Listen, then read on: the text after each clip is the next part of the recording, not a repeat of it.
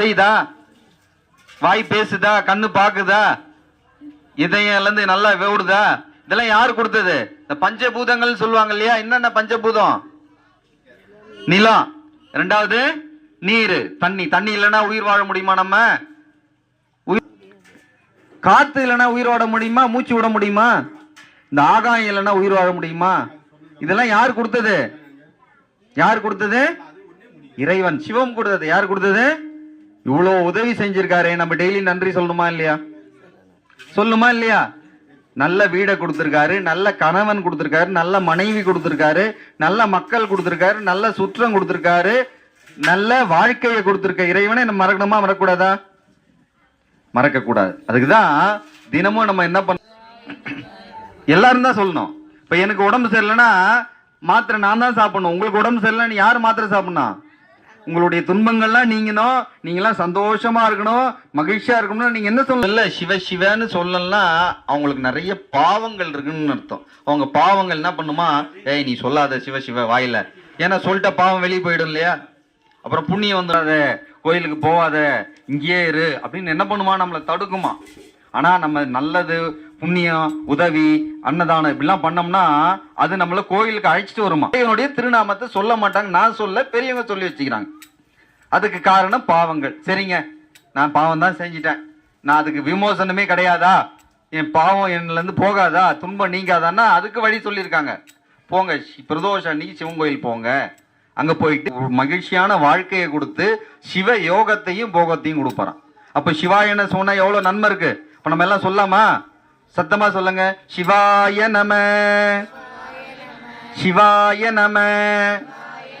சுவாமி வாய் அதுக்கு தான் கொடுத்தாராம், இறைவனுடைய நாமாவளியை பாட வேண்டும். நம்ம அதுவா போடுறோம்? சாமி பாட்டு வாயில வர மாட்டேங்குது, சண்டை போடுறோம். நீ பெருசா நான் பெருசான், வாய் எது எதுக்கோ சண்டை போடுது. ஆனா நல்லதுக்கு வாய் திறக்குதா? புழுவாய், மரமாகி, பல்மிருகமாகி, பறவையாய், பாம்பாய், கல்லாய், மனிதராய், பேயாய், கணங்களாய், வல்லசுரராகி, முனிவராய், தேவராய், செல்லா நின்ற இத்தாவர சங்கமத்துள் எல்லா பிறப்பும் பிறந்தழைத்தேன் எம்பெருமான் மெய்யே உன் பொன்னடிகள் கண்டின்று வீடுற்று. இவ்வளவு பிறப்பு எடுத்து எடுத்து சாமியை நினைக்காத விட்டோமா. அதனாலதான் மீண்டும் மீண்டும் நம்ம கழுதையா பிறக்கிறோம், அப்புறம் மாடா பிறக்கிறோம், எருமையா பிறக்கிறோம், நாயா பிறந்து அடி வாங்கிட்டு இருக்கோம். என்ன பண்றோம்? திரும்ப கீழ்நிலை பிறப்புக்கு நம்ம எல்லாம் போயிடும். வாழைப்பழ அபிஷேகம் நடைபெற்று வருகின்றது. அதை தொடர்ந்து நேந்திர பழ அபிஷேகம், பேரிச்சை பழம் அபிஷேகம், தொடர்ந்து ரெட் க்ளோர்ட் என்று சொல்லக்கூடிய திராட்சை பழ அபிஷேகம். இது மாதிரி இந்த பிறவியிலே நம்ம சுவாமியை பிடிச்சிக்கணுமா? இல்லைன்னா இப்பிறவி தப்பினால் எப்பிறப்போ அப்படின்றாங்க. இந்த பிறவியிலே இந்த அறிவை கொண்டு நம்ம எல்லாம் பாவத்தெல்லாம் நீக்கி புண்ணியம் செய்து யாரெல்லாம் சிவனை வழிபாடு செய்கிறார்களோ பாருங்க, நந்தீஸ்வரர் போட்டிருக்காங்க. அன்னைக்கு மட்டும் என்ன பண்ணுங்க, கோயிலுக்கு வாங்க, வரும்போது சும்மா வராதிங்க, ஒரு நெய் தீபமோ விளக்கு எடுத்துட்டு வந்து சுவாமிக்கு விளக்கேற்றுங்க. உங்க வீட்டுல நல்லா பசு இருந்ததுன்னா அதுல இருந்து பால் கறந்துட்டு வந்து அபிஷேகம் பண்ணுங்க. யாரெல்லாம் பால் கலர்ந்து வந்து சுவாமிக்கு பிரதோஷ வேளையில அபிஷேகம் பண்றீங்களோ அவங்களுடைய விவசாய நிலம் வளம் பெருகுமா. தேன் வீட்டுல இருந்தா தேன் இப்படின்னு சுவாமிக்கு இந்த பிரதோஷத்துல என்னென்ன அபிஷேகம் எடுத்துட்டு வந்து பண்றீங்களோ அவ்வளோ வீணாயிடுமா.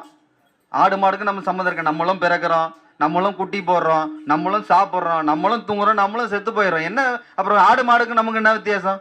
ஆடு மாடு பண்ணி எல்லாம் குட்டி போடுதா, சாப்பிடுதா, தூங்குதா? அபிஷேகம் நடைபெற்று வருகின்றது. கருப்பு திராட்சை அபிஷேகம் நடைபெற்று வருகின்றது.